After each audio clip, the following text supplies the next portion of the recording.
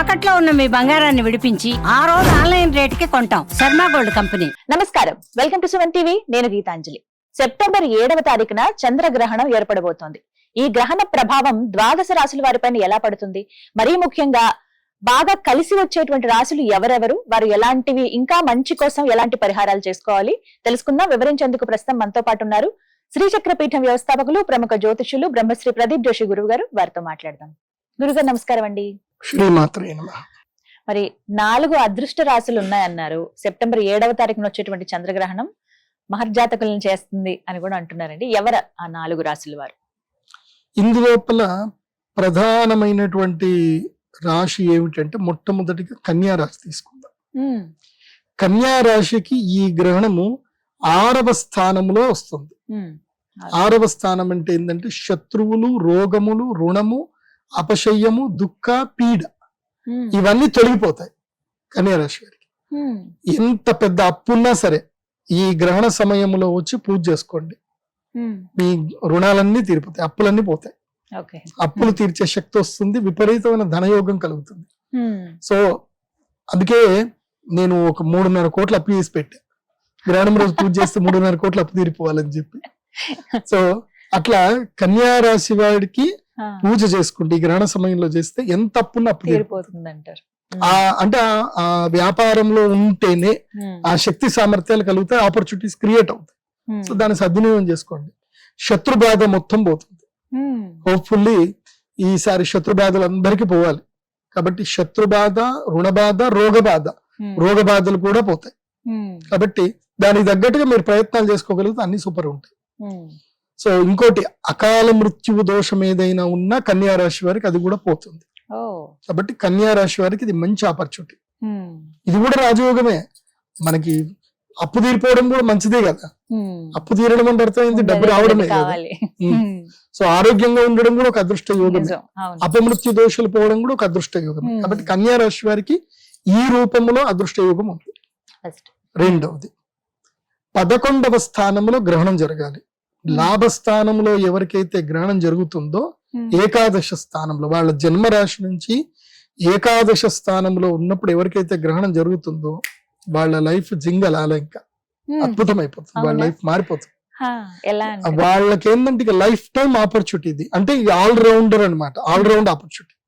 లాభస్థానంలో గ్రహణం జరిగితే ఆల్ రౌండ్ ఆపర్చునిటీ. అది ఎవరికి అని అంటే, అది ఎలా ఉంది అని అంటే, ఇప్పుడు ఉదాహరణకి మీకు ఒక 5 కోట్ల అప్పు ఉంది, మీకు మీరు ఏం కట్టలేకపోతున్నారు. సడన్ గా మీరు ఏదో ఒక 10 రూపాయలు ఇచ్చి లక్కీ లాటరీ తీసుకున్నారు. ఏది 5 కోట్లకే లాటరీ తీసుకున్నారు. మీకు లాటరీ పేలితే ఎలా ఉంటుంది? 5 కోట్ల లాటరీ ఇంకా అది చెప్పలేని పట్టలేని ఆనందం. సేమ్ అదే మేషరాశి వారికి. అబ్బో, వీళ్ళకి 7.5 సంవత్సరాలు ఏలినాడు శని. అందులోపల ఆల్మోస్ట్ ఈ సెప్టెంబర్ 7th కి 4 నెలలు అయిపోతాయి. ఎందుకోసం అంటే ఏప్రిల్ నుంచే కదా వాళ్ళకి స్టార్ట్ అయింది ఏలినాడు శని. ఏప్రిల్, మే, జూన్, జూలై, ఆగస్టు 5 నెలలు అయిపోయింది. ఇంకా ఎన్ని సంవత్సరాలు ఉందంటే ఆల్మోస్ట్ 7 సంవత్సరాల 1 నెల రోజులు ఉంటుంది. ఇది ఏలినాడు శని. ఈ గ్రహణం గనక వీళ్ళకి లక్కీగా వీళ్ళు వచ్చి ఈ గ్రహణ పూజ చేసుకుంటే ఈ 7 సంవత్సరాల్లో శని ఏదైతే బాధ పెట్టాలనుకుంటాడో అది బాధ పెట్టకుండా వీళ్ళు ప్రొటెక్షన్ క్రియేట్ చేసుకోవచ్చు. వీళ్ళకి ప్రత్యేకంగా కృష్ణ స్ఫటికమాల ఇస్తాను నేను. వీళ్ళకి ప్రత్యేకంగా కృష్ణ స్ఫటికమాల ఉంటుంది. మేషరాశి వాళ్ళైతే 10 రూపాయల లాటరీ టికెట్ కొనుక్కోండి, మిస్ చేసుకోండి.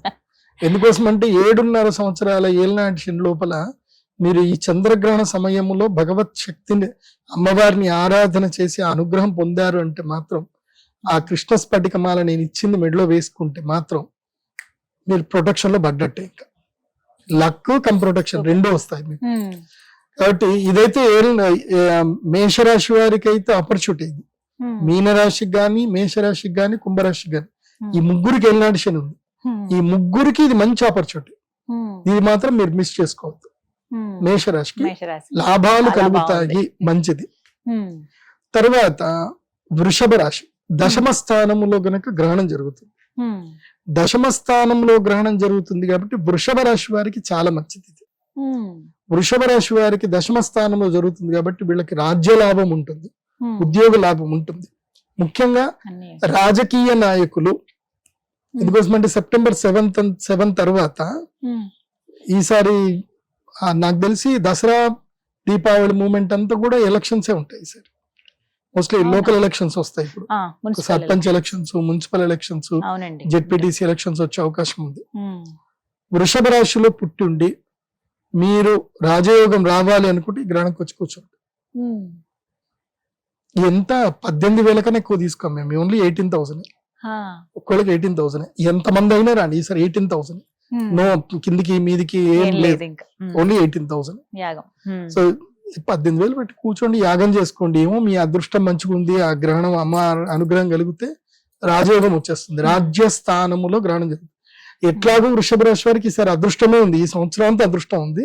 సో ఆ అదృష్టం కాస్త ఇంకా సిద్ధించే అవకాశం ఉంటుంది ఈ గ్రహణం. సో మేష, వృషభ, కన్య, ఇంకొక రాశి ఉంది.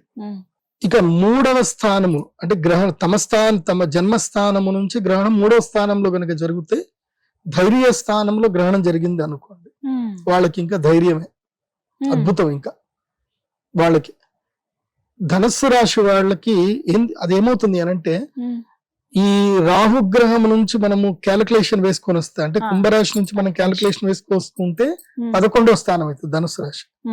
ధనుస్సు రాశి నుంచి గ్రహణ స్థానం క్యాలిక్యులేషన్ చేస్తే 3 అవుతుంది, 3 11 అవుతుంది. సో గ్రహణము నుంచి లాభస్థానములో గ్రహణం జరుగుతుంది. ఎప్పుడైనా గుర్తుపెట్టుకోండి, దృష్టి కూడా ఉంటుంది. రాహు యొక్క దృష్టి 11వ స్థానంలో దృష్టి పడింది అనుకోండి, లాభం కలుగుతుంది. కాబట్టి ధనుస్సు రాశి వారికి it's time to start new ventures.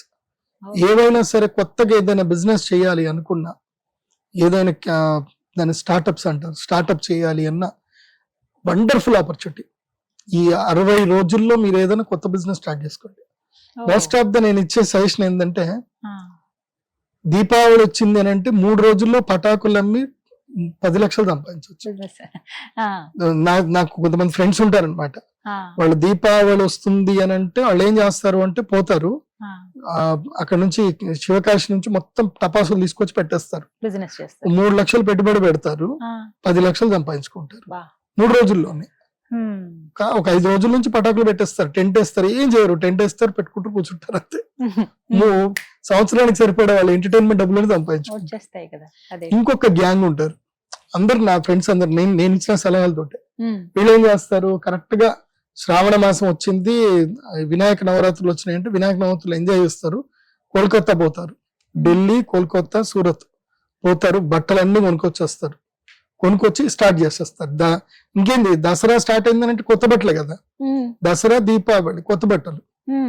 వెళ్ళి 50 రూపాయలకి జీన్స్ ప్యాంట్ కొనుక్కొస్తారు, దాన్ని 400 రూపాయలకి అమ్ముతారు. 100 రూపాయలకి టీ షర్ట్ కొంటారు, బ్రాండ్ టీ షర్ట్స్ 100 రూపాయలకు కొంటారు, 600, 800, 1000 రూపాయలకి అమ్ముతారు.